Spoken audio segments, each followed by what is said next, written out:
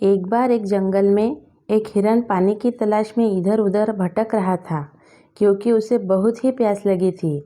वह हिरन काफ़ी समय से भटक रहा था लेकिन उसे पानी कहीं पर भी नहीं मिल रहा था।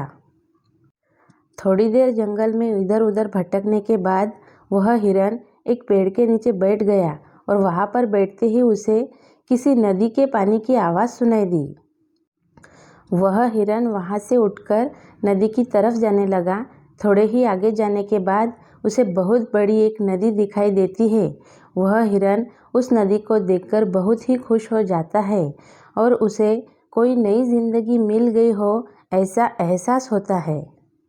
वह दौड़ते हुए उस नदी के पास जाता है और नदी के पास जाकर वह जैसे ही पानी पीने के लिए अपना सिर झुकाता है तो उसके नज़र अपने राइट साइड में पड़ती है।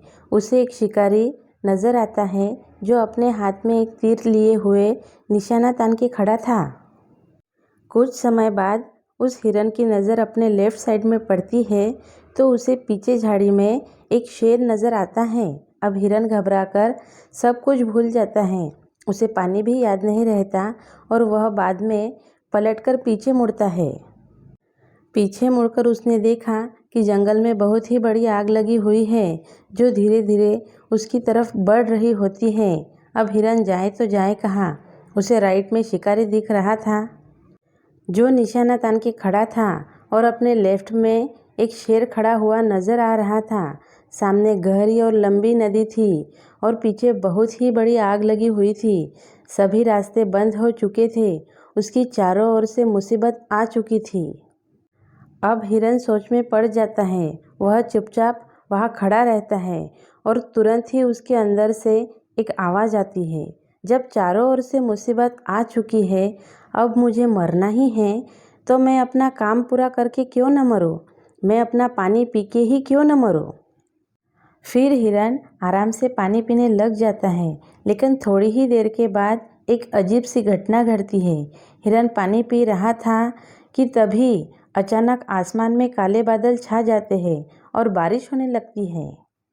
बारिश होने के बाद जंगल में जो आग लगी थी वह पानी से बुझ जाती है और पानी के बौछार होने के कारण शिकारी का निशाना चूक जाता है और वह शेर को लग जाता है। फिर शेर की नज़र उस शिकारी पर पड़ जाती है और शेर उस शिकारी के पीछे लग जाता है। इतने में हिरन पानी पीकर अपना सिर ऊपर उठाता है तो वह अपने राइट में देखता है कि शिकारी अपनी जगह पर नहीं है। अपने लेफ्ट में शेर भी नहीं दिख रहा था और पीछे मुड़कर देखा तो जो आग लगी थी वह भी नहीं दिख रही थी। हिरन को काफ़ी आश्चर्य हुआ और वह आराम से वहाँ से चला गया। दोस्तों, इंसान के ज़िंदगी में भी जब मुसीबतें आती हैं तो चारों तरफ से आती है, जिसके कारण इंसान डर जाता है, घबरा जाता है, वह कोई भी डिसीजन नहीं ले पाता है। इसलिए आपकी ज़िंदगी में भी अगर कोई मुसीबत आए तो शांति से सोचना है और अपने अंदर की आवाज़ सुननी है, क्योंकि हमारे अंतर्मन में हर समस्या का समाधान होता है जो हमारे अंदर के डर को ख़त्म कर सकती है और हमें सफलता की ऊंचाई पर पहुंचा सकती है।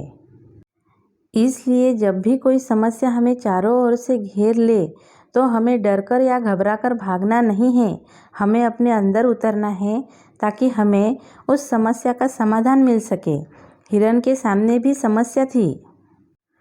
अगर वह डरकर वहाँ से भागने का प्रयत्न करता तो अपनी जान से हाथ धो बैठता, लेकिन उसने शांति से सोचा और अपने काम में लग गया जिससे वह बच पाया।